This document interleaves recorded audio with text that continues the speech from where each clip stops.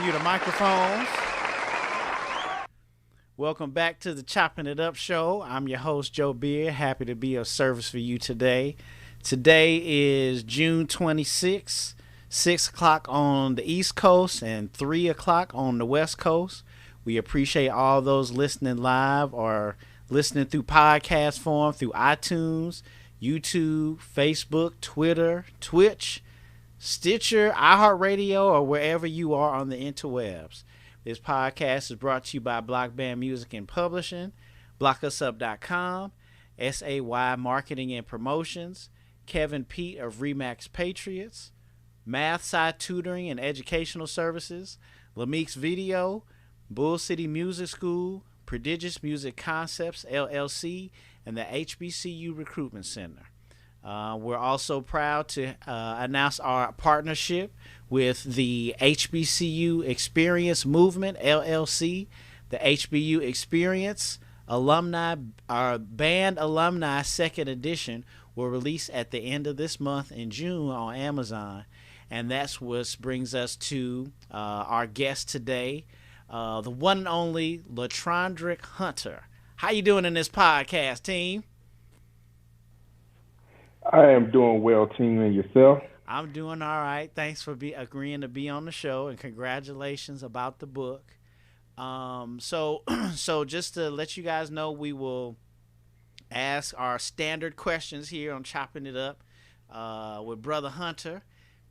Then we will break in the middle for our commercials of all our beloved sponsors, and then we'll get into the rest of the timeline after he tells us where he went in March in undergrad and all the things that he has done up to this point. And at the end, we'll let him give us a little teaser about his chapter in the book, the HBCU Experience Band Edition. All right, so let's go ahead and dig right into it. Brother Hunter, where are you from? So I'm currently live in Huntsville, Alabama, but I'm originally from Florence, South Carolina, back home. That's where I was born and raised, and my roots are from. Okay, now are your folks from Florence as well? Yeah, so my mom born and raised in Florence, South Carolina, but my dad is actually Nigerian. Okay, wow, okay, that's cool. Yeah, shout out to the good Florence. We talked Avery McFadden, my roommate Yeah. from school, was from Florence. In fact, I just not thought about. I don't know if you know his cousin Calvin. Yes. Calvin went to Smith. Okay. Yeah, so I met Calvin that year I was at Smith because we actually marched against South Carolina State. Early 2000s. Yep. Yep. And we marched there. Late And late 90s, early 2000s. yeah, 96. It was 96. hmm But yeah, we met then, and then when I transferred in 97, that's when I met McFadden, and then he was like, man, that's my cousin. I was just like, wow, it's a small world. So kind of like how I was talking to you before we started recording. I mean, it's amazing how all of us know each other in this HBCU band community. You know what I'm saying? Yes, especially Avery. Like we was talking about earlier. He is one of we like to call Mr. Harvey's favorite.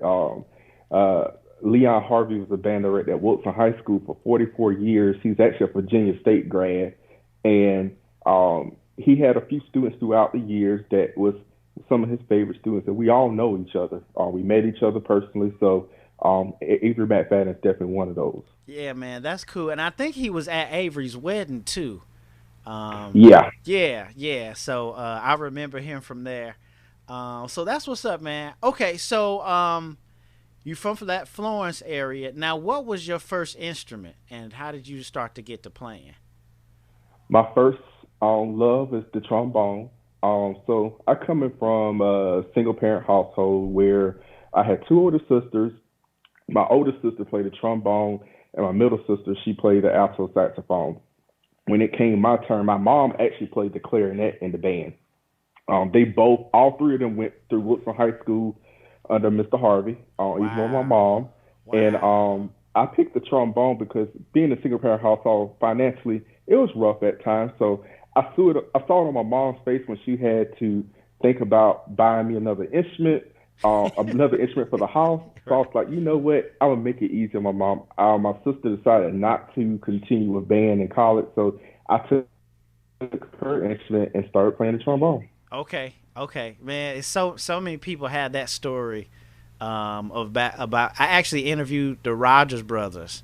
Um, Okay. yeah, and I think Javante's older, and I think he was playing the trumpet. He went to Fayetteville State, and then I think Brandon came later, and it was the same thing. He was like, "Well, I'm gonna play trumpet because that's you know what I'm saying. Mhm.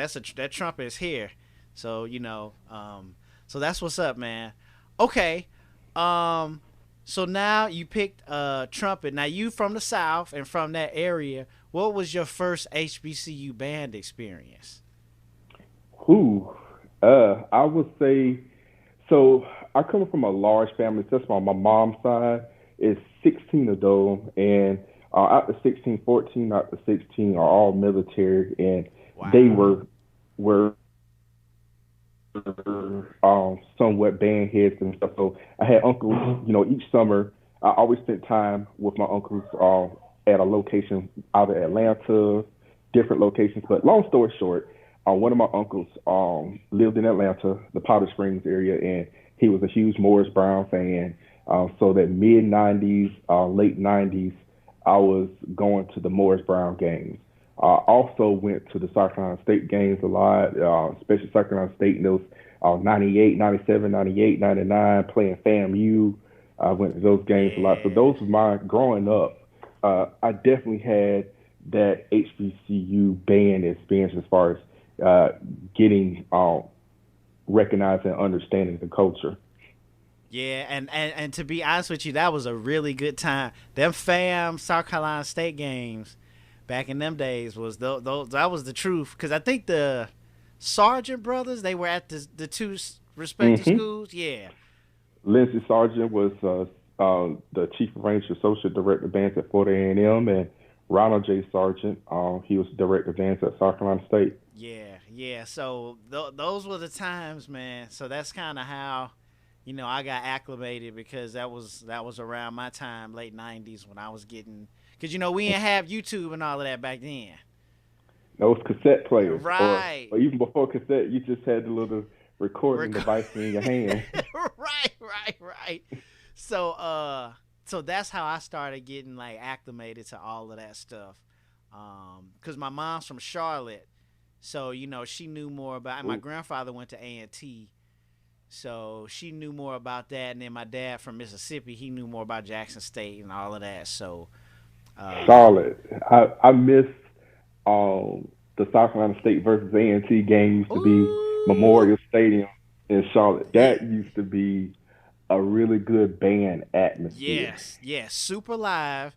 And I hated people at Smith hated it because remember we played at Memorial Stadium, but Hmm. then when South Carolina State and A&T would come up there, then then that's when the stadium would actually get packed.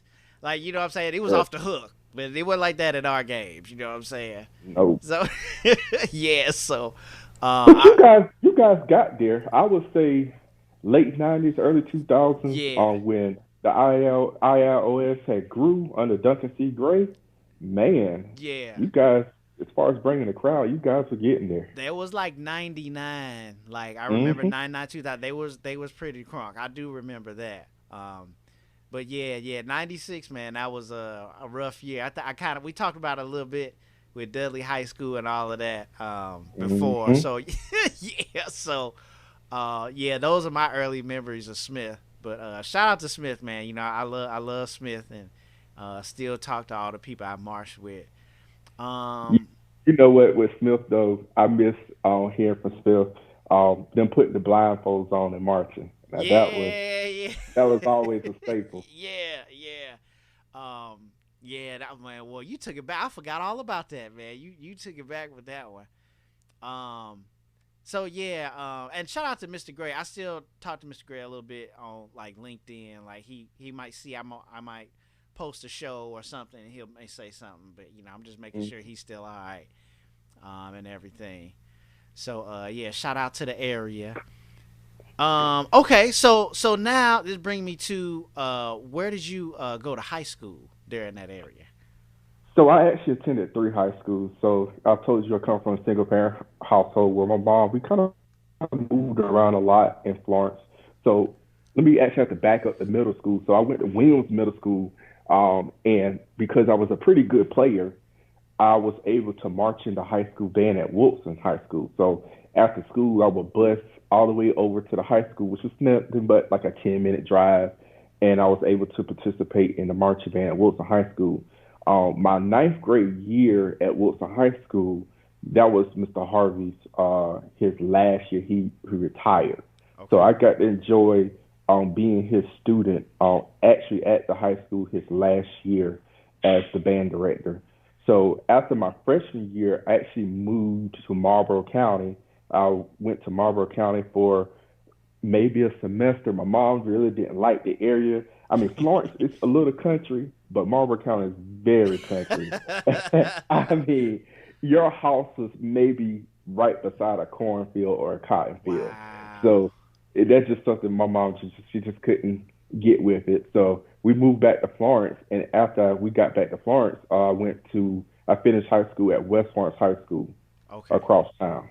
Okay. Okay. So yeah, you answered some of the questions I was going to ask you. Did you that you marched? But it seemed like you marched there at Wilson then, Yes. for that seventh, part of your career. seventh through ninth grade, I marched at Wilson.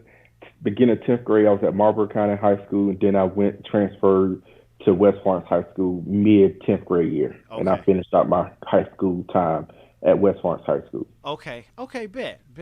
Okay. So now, and then of course you still marching trombone and everything. Tell us about your college selection process. So, like, did you have a list of schools that you was gonna go to? Like, what was going through your mind? All of that, and then at the end there, where did you end up going to Marsh? So this is a funny story. My entire senior year, um, I made it known I was going to Florida A&M University. Oh wow! Okay. I mean, I was wearing a FAMU shirt. So each year, South Carolina State played at a high school at Woodson High School football game, and even though I was at West Florence, we every time they played South Carolina State, the one-on-one came to the game. We had an open week. That Friday night, I went to the game. I had my FAMU shirt on my senior year, right at South Carolina State, playing exhibition during halftime at Woodson High School football game. Hmm. I mean, everyone knew, even during senior night at my for my band, and we announced what schools we were attending. I announced that I was attending Florida A&M University. I received a scholarship there, auditioned pretty well. What happened is I made All State that year. So when you make All State in the state of South Carolina, you have to sit in the region alternate band to give other students the opportunity to sit in the upper band because you're already going to be sitting at the All State band.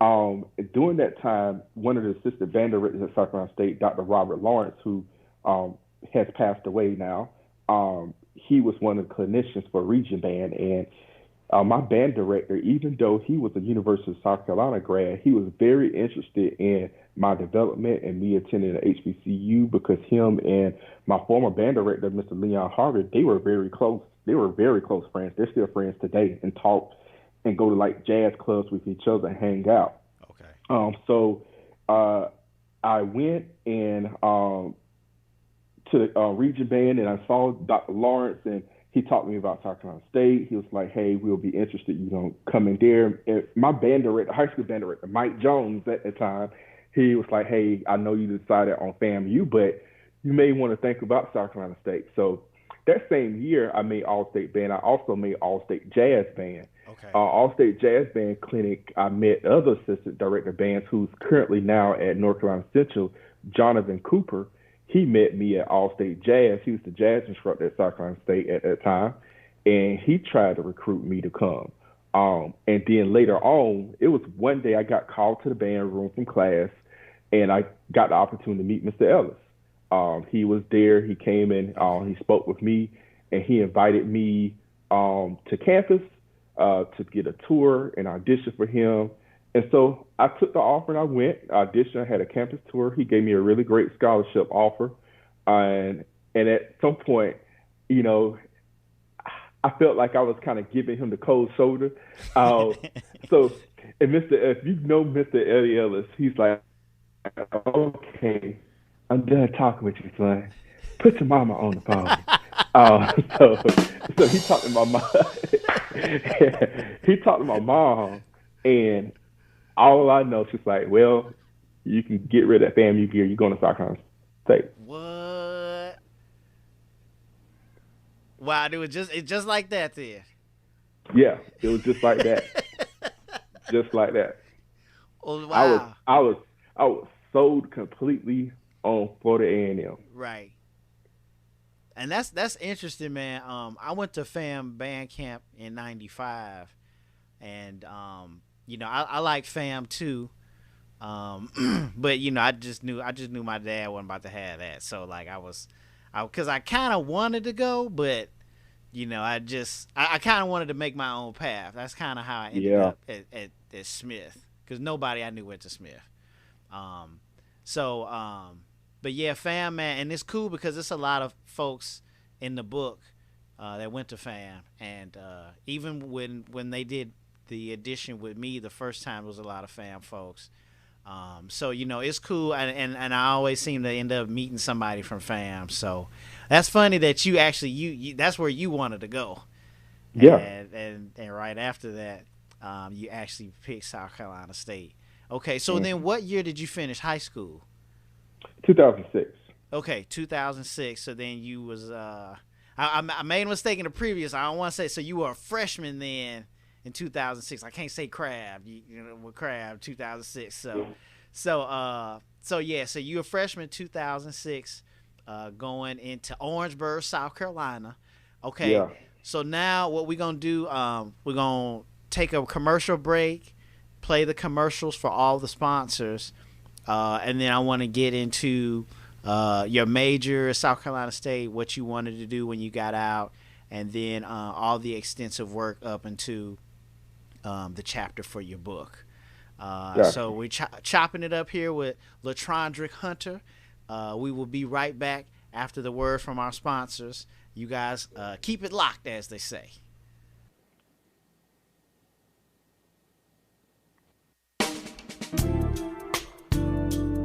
Band directors, have you ever found yourselves in this situation? Showtime is quickly approaching. Your budget is quickly disappearing. Your music choices are narrowing. The equipment condition is wearing and your stress level is mounting.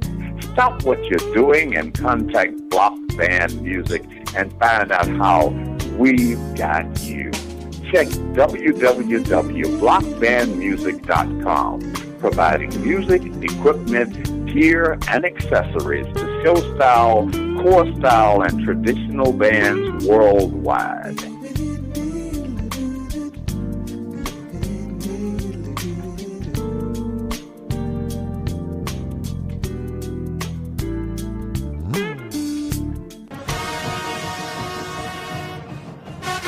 The source for fair and factual information on your favorite college bands, blockusup.com. Well-written articles, in-depth band performance analysis, helpful resources for band directors, fun band-related topics, and exclusive interviews with some of today's brightest and most talented leaders of college marching bands. Visit us at blockusup.com, the meeting place for band fans and band directors.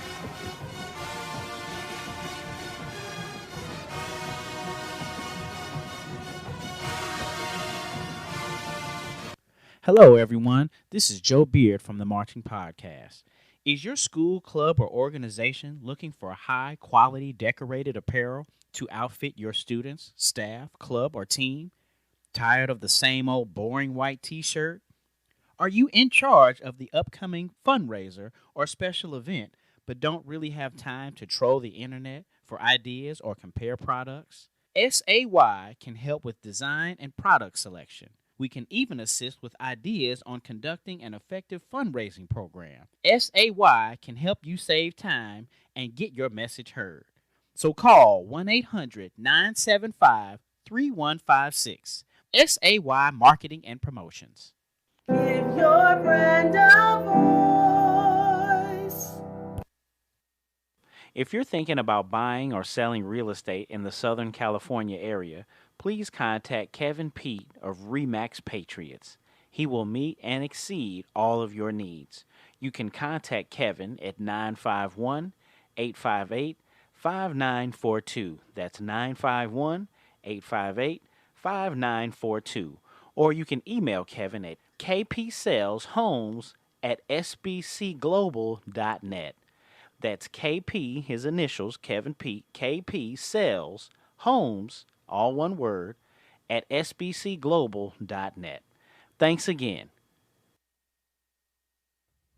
You want the best barbecue around? Smokey O's coming to your town.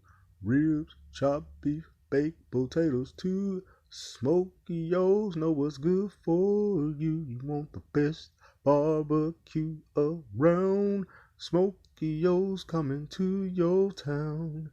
Ribs, chopped beef, baked potatoes too. Smokey O's know what's good for you. Smokey O's. Come check us out.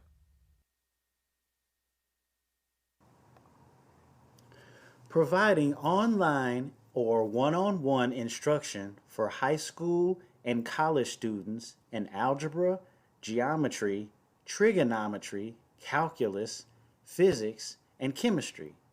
Visit Math-Sci tutor.com. That's MATHSCI tutor, TUTOR.com to schedule a session or contact Michael Okoro at michael@mathscitutor.com. So again, visit Math-Sci tutor.com, Math-Sci tutor.com to schedule a session or contact Michael Okoro at michael@mathscitutor.com, providing online and one-on-one instruction for high school and college students in algebra, geometry, trigonometry, calculus, physics, and chemistry. Math-Sci tutor.com.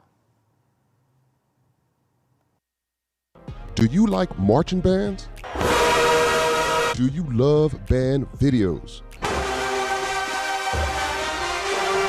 Go subscribe to Lamik's Videos YouTube channel.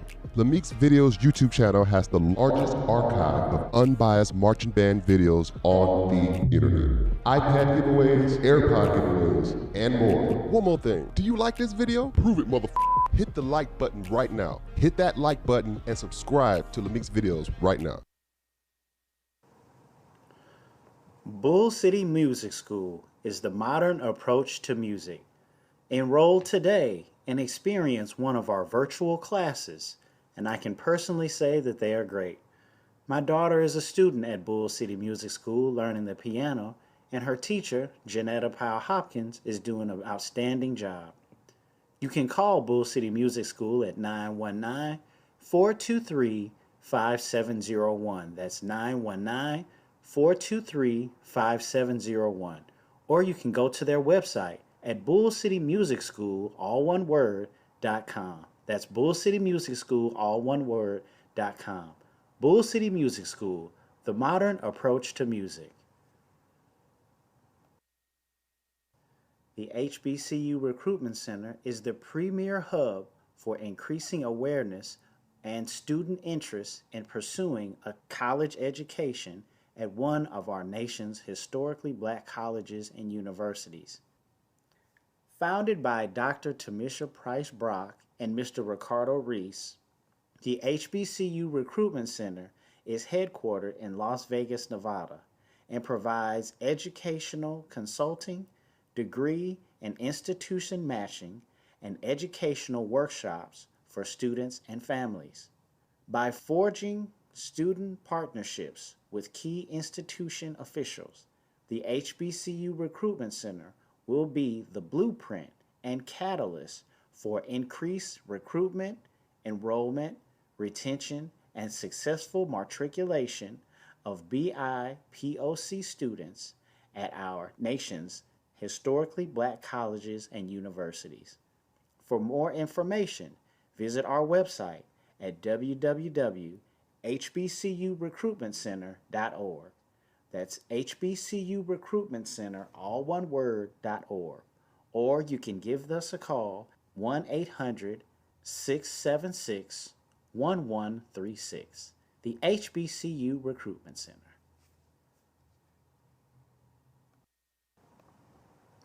Prodigious Music Concepts, LLC, founded by Dr. Tamisha Price Brock and Mr. Ricardo Reese. Prodigious Music Concepts, LLC, offers comprehensive music instruction, education consulting, and professional development services for K through 12 educators and administrators and college university music majors, faculty, staff, and administrators. Headquartered in Las Vegas, Nevada, our services are offered in both face-to-face and online settings, with individual and group services tailored to your needs. Contact us today at 470-771-9447. That's 470-771-9447.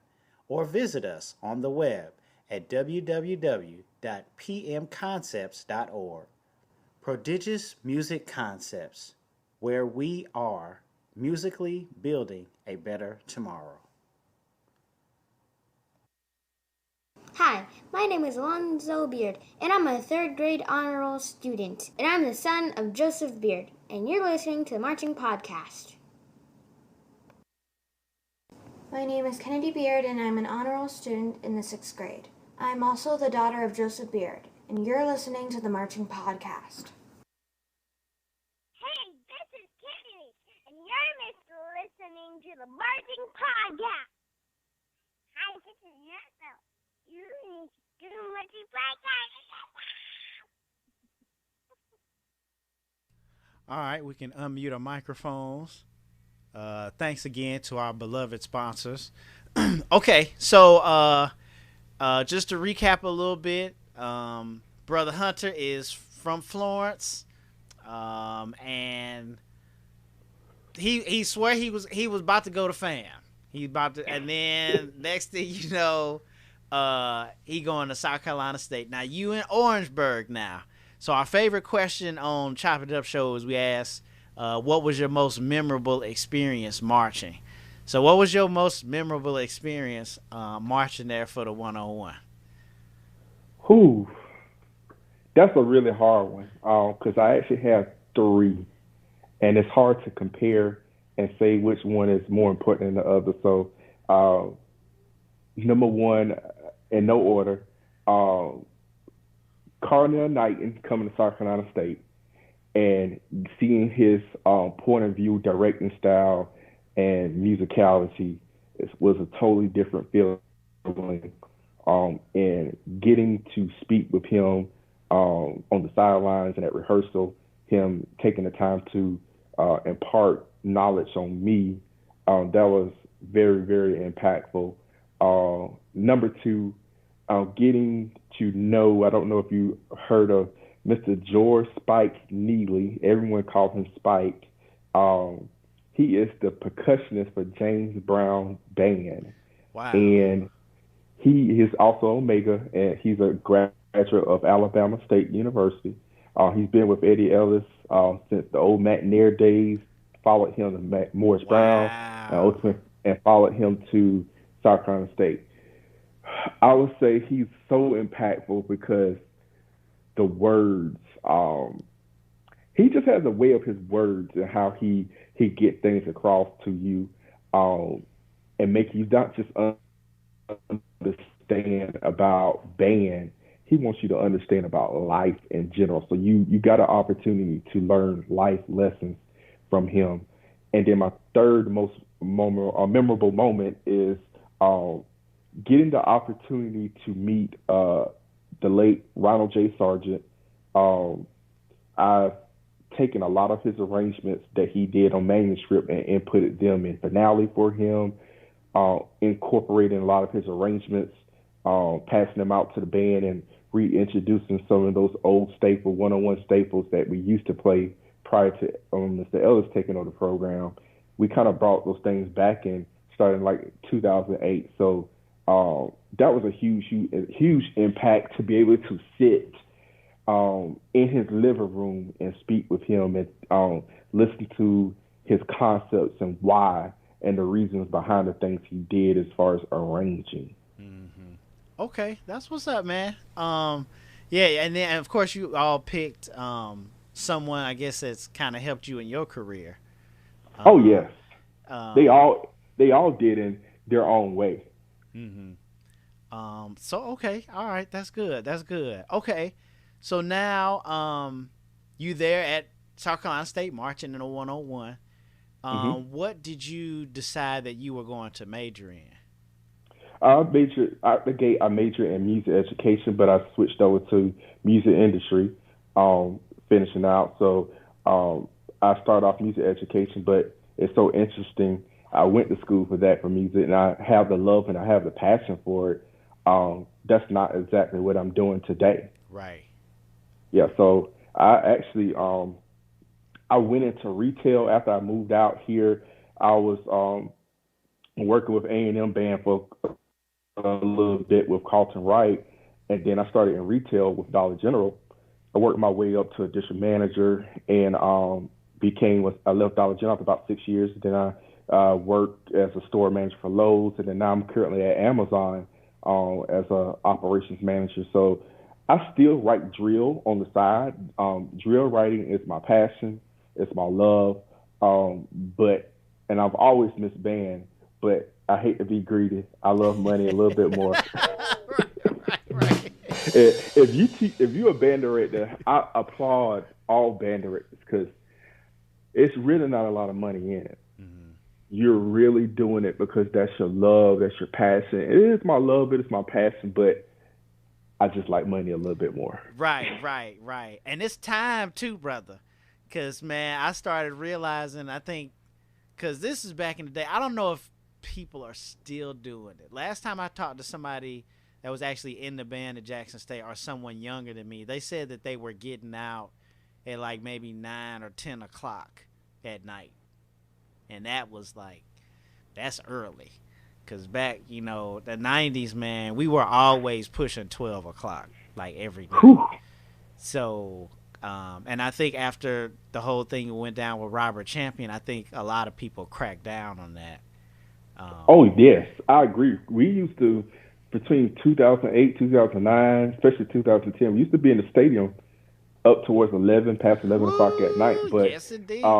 Like you said, after the entire Robert Champion thing happened, it was a lot of crackdown on school policies regarding the band directors at their own free will. That kind of came to an end. Right. But yeah, that's a trip, man. Like you said, band directors, man, and just all of what they do it's a lot. You know what I'm saying? Like you said, they probably should get paid more, but it's a whole lot with all the things they do. Okay, so and then shout out to South Carolina State for that program. I think they have that program, and I think Hampton has that program. I don't know that many other HBCUs. I'm sure there is, but I know that music producer, music engineer, or something like that, they have that program. So that's really, really cool. I wish more schools had it. But yeah, man, that's actually cool to hear that you finished with that. So then after, so you finish. What year did you finish then at 2012. Okay, so 2012. I was a super senior. Right, yeah, I was too. I was too. Okay, so 2012. So then what did you do after that? Because you continued your education. So that's when I moved out here to Huntsville, Alabama. I was working as a drill writer / arranger with Alabama A&M for 1 year, and then I went right into retail after that. Okay. And then you were at Huntsville, Alabama, and then is your master's degree is in music as well? I didn't finish that. Oh, okay. But you were a graduate assistant. That's what it is for the band. Yes. Okay. All right, bet. Okay. So now, after that, and you kind of led into it a little bit, you've also taken on some leadership positions in corporate America, but you are also doing a lot yourself with Kappa Kappa Psi. So could you tell us the leadership experience that you've had with Kappa Kappa Psi? So in 2015, I became the Southeast District Governor for Kappa Kappa Psi. The Southeast District is composed of the state of Florida, South Carolina, North Carolina, Georgia, Tennessee, and Alabama and Mississippi. And I was basically the governor. It's kind of like a counselor role where I advise students in the active chapters, help them, assist them through any issues or any type of operational opportunities their chapter may have. A part of being a governor, I also was a part of different committees throughout the fraternity. I had the opportunity to install several chapters. I was called advisor and installation officer for Alabama A&M, Miles College, Jackson State, High Point University.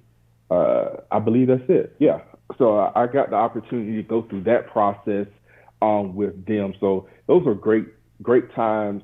Some of the things that some of my former students in the Southeast District, they still reach out to me. You know, they were like trying, hey, you were all about the students and what they wanted to do. We developed a lot of great things as far as from a social aspect in the Southeast District, getting everyone to come together and work together and mingle together. So I was really big on that. Yeah, that's actually pretty cool because, and just for the folks to know, you were a drum major then at South Carolina State. Yeah, so I became a drum back at the South Carolina State. I was a drum major my sophomore year, 2007. I became a drum major, and I was a drum major for 3 years, and then I later became a student assistant. Okay. So that, and I know the previous guy I just talked to, he was a drum major as well at Prairie View. So it's interesting how like you drum majors, because I was just talking to him, like that's not an easy job. You know what I'm saying? Trying to, because I know I was off the hook like as an upperclassman in practice, and you kind of have to.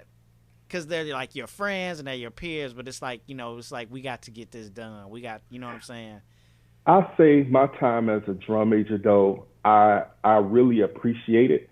I'd say that's when Mr. Ellis, he really took the opportunity to teach me administration side of moving the band, what it takes to run an effective band program.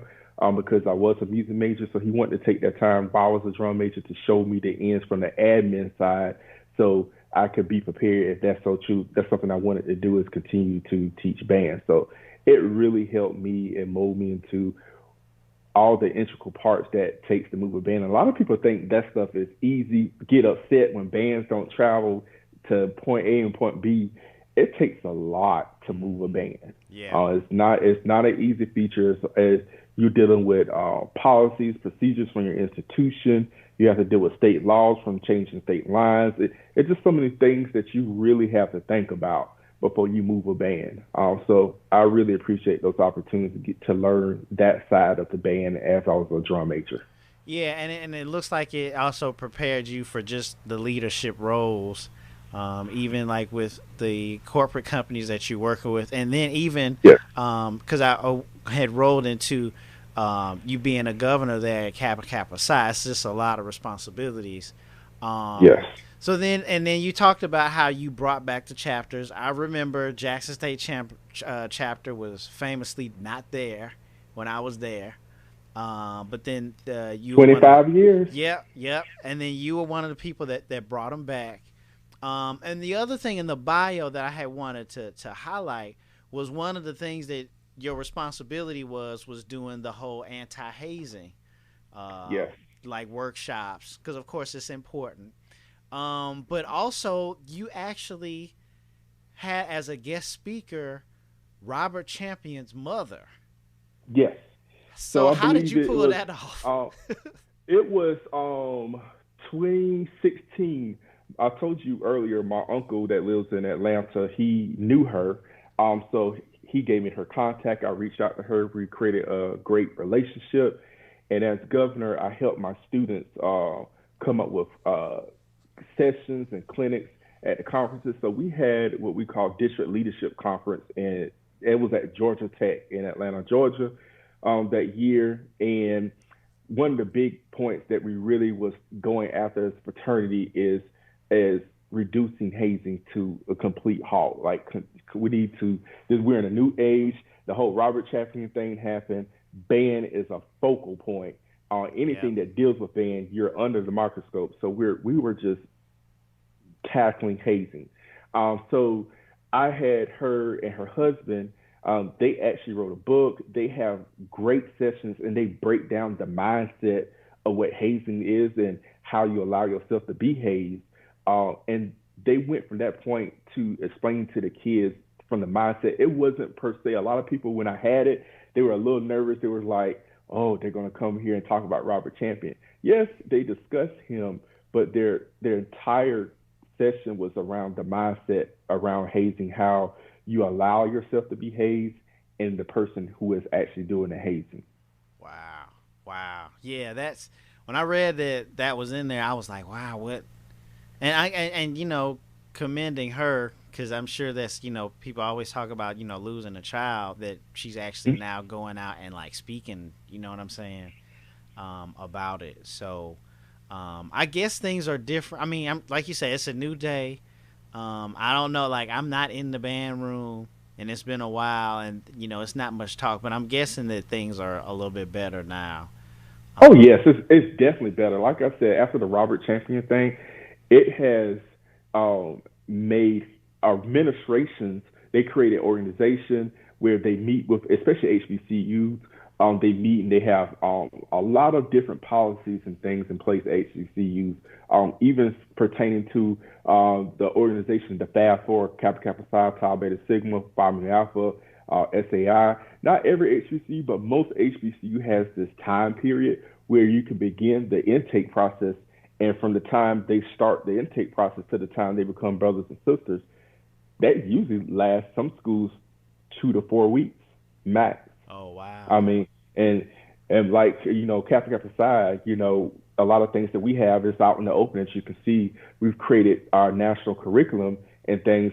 Most organizations have done that, get everyone on the same page, to do the same exact thing, because it's a lot of liability around our membership intake. Right. And speaking of membership intake and the responsibilities of that, you're also a member of another fraternity. Omega Psi Phi Fraternity Incorporated. There you go. When did you pledge that, and why did you pick Omega? Oh, so Omega Psi Phi Fraternity, I became a brother in spring 2011, centennial year. And why did I become a brother? It goes back to I call him my godfather, Mr. Leon Harvey, my first band director. Like I said, I started with him in middle school, marching in the high school band with him. He was a brother. He pledged at Virginia State University. So, and then there's other members. So I don't know if you know, we call him, he's a tuba player from our FAMU called Eric Hennett. We call him Spam. He was influential in my life. I had Roderick Henderson, who's a band director in Columbia, South Carolina. I had Michael Clark, who's in Lake City, South Carolina. So these brothers of Omega has been very influential in my life and has been there all along since high school. So it was like a no-brainer for me. And then on top of that, I went to South Carolina State, where I had Mr. Spike, a part of the band staff, and he's a brother of Omega Psi Phi. He pledged at Alabama State. That's all I had in my head. Right. Actually, when throughout the entire process, Mr. Spike, he constantly checked up on me the entire time. I think one of the proudest thing, I actually still have it. I'm gonna frame it shortly. Was the proudest thing I ever gotten as far as Omega was Mr. Spike gave me his old brush shirt. Oh wow. Wow, from back in the day? Back in the day. Wow. Yeah, so like if you, for all the folks that don't know, if you got a brother that's giving you something, you know what I'm saying? That's one thing, but giving you something like that says a lot. You know what I'm saying? So that's what's up. And you also said you work with Carlton Wright too. Yeah. Yeah. So I was there in 2013. I did some drill writing, a little bit of arranging, had some great time. Carlton, man, if I was in the band director field, my advice to any music educator, if you really just want to learn band and the ins and out of a successful band program, my advice to you is to connect with Carlton Wright. He finished grad school at Hampton under Barney Smart. Yeah. So he has that whole mindset as far as it's not about just marching band and cranking up. No, it's about really sitting down and learn the fundamentals and create a really good tone and a nice sound.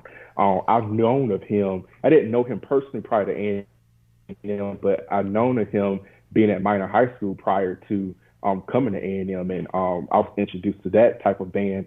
They majority African American band, but they were corp style, and he took his band to Bands of America, concert festivals, and superior ratings consistently. So my advice to any music educator listening to this, if you really want some jewels to be dropped in your head to get some great knowledge as far as music ed and being a band director, Carlton Wright is that person you really need to talk to.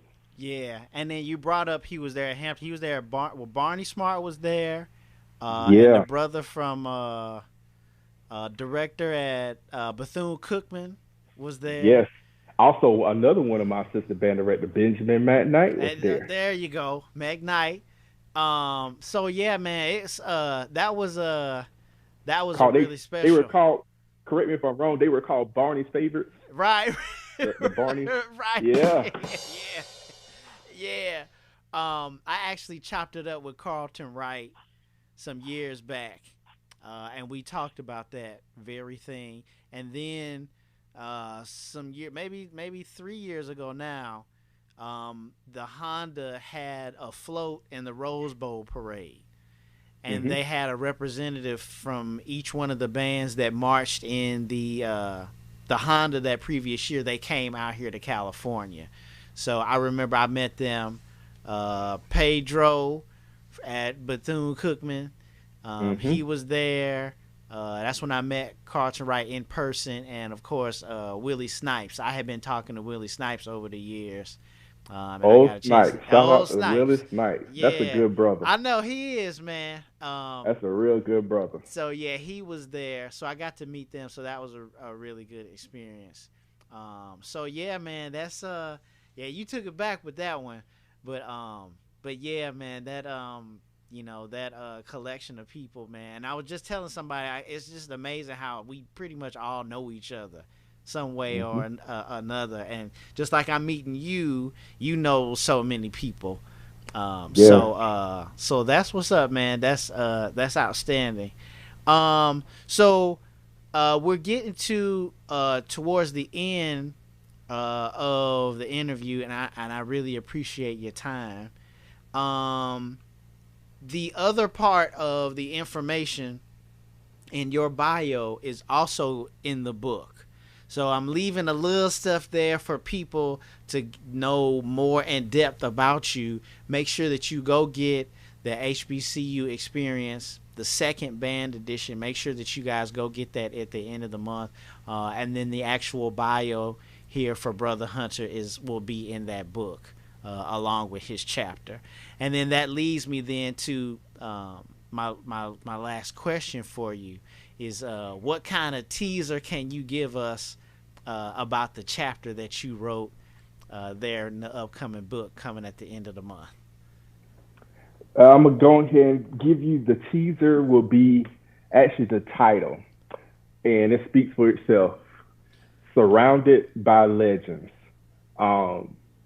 I am super, super blessed to have been impacted by so many people that has made a huge impact, not on Tucson State, but the HBCU band world as a whole.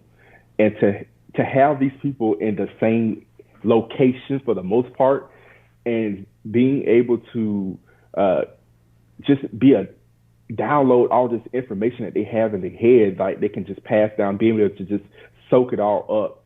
It has really molded me and made me into the person I am today. Even though I'm not teaching band, it has influenced my leadership skills as a man, as a person, as a man. So that's what I hope you get out of my chapter, being surrounded by legends. So I wanted to pay tribute to the individuals. I talked to about a few earlier already, but I wanted to pay tribute to people who has been very influential in my life. All right, let me give you a round of applause for that. And that's definitely the connection I made when I read the bio. I was just like, man, he's in a lot of leadership positions, and you've been doing that for a minute now. So, you know what I'm saying? That's just basically part of who you are. So I wanted to make sure, so the bros are leaders. You know what I'm saying? So yeah, I wanted to highlight that. That's outstanding. So it was really good talking to you. And it's nice to meet you. And so, I'm going to continue to, post this interview and all of that. And so, I think I'll reach out to you on social media and all of that. So I can keep in touch. To land the interview, do you have any advice or anything that you wanted to say before we close out the podcast? I really appreciate the opportunity to come speak with you today. I'm still at awe right now that I was asked to be an author of the book. That was getting that phone call from Christy and Ashley. I really appreciate the opportunity. So I really thank you guys for allowing me to be a part of this adventure. So you guys check out the book. It's going to be awesome. I saw to be listed in this company of authors, of heavy hitters, I like to call them. I'm totally honored to do so. Yeah, man. I just interviewed someone previously a couple hours ago, and I was saying the same thing to him. Just the bios alone, like you could actually just go through and read each person's bio and see like how much. I mean, it makes you proud to be an HBCU grad. You know what I'm saying? Mm-hmm. And that we out in the world doing so well. So, and actually, one little sneak peek. So I said I work at Amazon. The type of site I work at is a traditional 9-store. So I have a library in my site. So I'm actually able to like go sneak and look at the book before. That's dope. That's dope. That's dope. That's what's up, man. That's what's up. So yeah, so like when is it coming out? She said end of June, but it's like the 20. I'm guessing 20 something. 29. 29. Okay, I wonder if that's what it was last year. The 29. I remember it was 20 something end of June. So that's what's up, man. It's actually been really cool. Shout out to Gary Norman. I saw him in the chat say something. Another fam brother. He was one of the authors up in there. So, yeah, man, just really proud to meet you. Proud to see that you're doing your thing. And then another good person from Florence. Yeah. You know what I'm saying? So that's really cool. That's really cool. And, enjoy your time in the shine. I'm guessing that you guys, you know what? I don't know. I know that they were telling us that we were going to they wanted to have like a book signing at the Honda, but with the virus and all of that, we had to do it virtually. So I don't know what's going to happen with the Honda this year. I haven't heard anything. But maybe you guys will get an opportunity to be in Atlanta for that book signing. So I'm sure we'll all hear about it. You know what I'm saying? Yeah. So that's what's up. Let me give you a round of applause for the one and only Latrondrick Hunter. Thank you. All right. If you're interested in becoming a sponsor or a patron to the Marching Podcast, please contact the show and we'll give you the criteria so we can start to pub your business using our platform. We'll play your commercial, we'll post your website on our blog, and we'll help send out your information through social media. We want to start to circle the dollars around our craft to help build opportunities for our schools and our communities.